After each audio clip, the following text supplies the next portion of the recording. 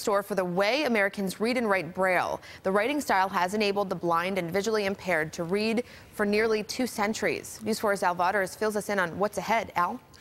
Well, Nalina, we Americans pride ourselves in doing things our own way. While most of the industrialized world has meters and kilometers, we still have feet, yards, and miles. We have pounds and ounces. They have grams. It's that way. It's the same way with Braille, but that's going to be changing in January.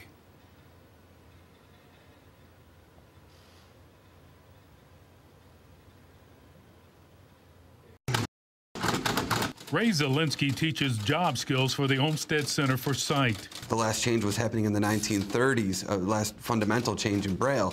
Ray has a pretty good idea of what's going to happen when the National Library Service adopts what's called the Unified English Braille Code in January. Right now, blind and visually impaired in this country use the American edition of English Braille. Ray says they won't be big changes, applying mainly to punctuation and shortcuts that are used here, but they could be significant. If I'm an accountant or I'm a physicist, and I've been writing parentheses in my equations for years, and then all of a sudden I start writing parentheses in, and it gets translated into print through computer software, now there's an issue. Without the changes, what happens when someone visits another English-speaking country?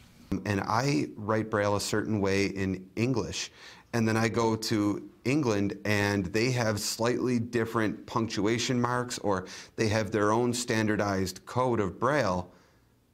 You know, uh-oh. 1/2 pound fully cooked. But studies show only a fraction of America's blind and visually impaired depend on Braille to read and write. I want a car that drives itself. Close to that. I know. Emily Kaznika is the former director of Erie County's Office for the Disabled. And while she can read Braille, technology enables her to read, use her appliances, and take care of personal affairs.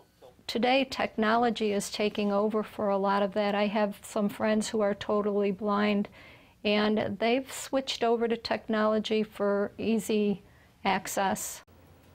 Starting January 4th, all books approved by the Braille Authority will be published using the Unified English Code.